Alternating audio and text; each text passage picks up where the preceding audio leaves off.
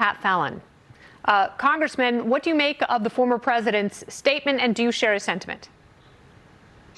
Kennedy, yeah, I think it's measured, but it's also defiant. And heck, I just flew home from Washington to get back to the free state of Texas, and I get a text saying that the president's been indicted. So although it was expected, I'm still surprised and shocked because this is chilling. And as some folks were saying, if they'll come after a former president of the United States and a gross miscarriage of justice, none of us are safe. Yeah, they will absolutely come after you. And that's why I brought up the IRS agents in the last segment. You know, this president said, hey, if you make over $400,000 a year, your taxes aren't going up. The IRS isn't coming for you. Yeah, they are, because there are a lot more people in this country who make less than $400,000 a year. And guess what? If they can make money and if it helps them with a political win, they absolutely are coming after you. What are some of your colleagues on Capitol Hill saying tonight?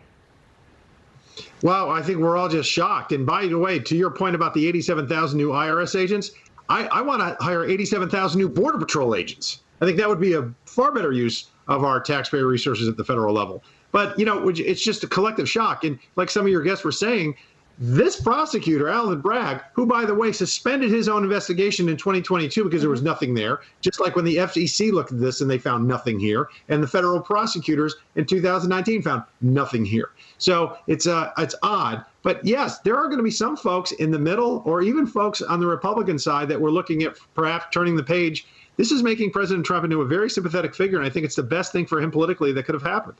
How political is this? Well, let's ask Kennedy. Let's ask a very simple and fair question. If President Trump was not a political figure, would this district attorney be bringing this particular charge?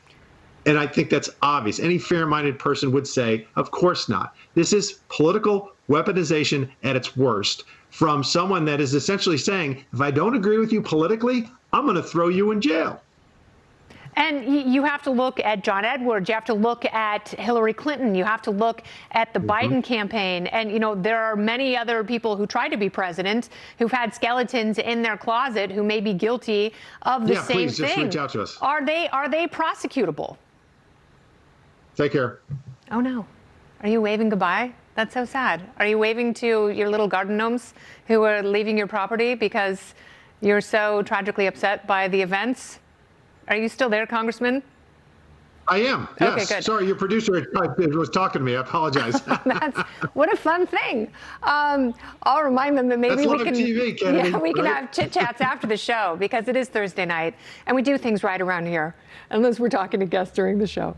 All right. So are there people who've done essentially the same thing and used money for maybe untoward purposes and then smashed their Blackberries and destroyed their servers who could also see the same kind of prosecution? I think I remember something like HC. Oh, yeah, that's right, Hillary Clinton. You know, listen to what the DNC, what the Democratic National Committee did in conjunction with Hillary Clinton on the Steele dossier. They spent over $1 million and they marked it as legal expenses. That was a campaign expense to smear, and it was at least op research or op misresearch, and they got fined $8,000 by the FEC. That was all they got for mislabeling and miscategorizing over $1 million. So this is definitely a two-tier justice system, and it's not justice for all, and it's weighed against with a thumb on the scale against folks that are right of center. I think if this is a political witch hunt, then, you know, they have not played their hand right. And Alvin Bragg, if he wants to be reelected, he needs to focus on this city, because for people who feel unsafe, I was having a conversation with a woman at work today. You know, we used to walk around freely at night. I used to run in Central Park at night, not worry for there is not a chance in hell that I would do that now. Women here, they don't feel safe walking to parking garages or walking to Penn Station because they know there are unprosecuted lurkers that have made the city unsafe. It feels unsafe, and that is what Bragg has to answer for. And if this is a political witch hunt, he should pay with his political career and potentially his license to practice law.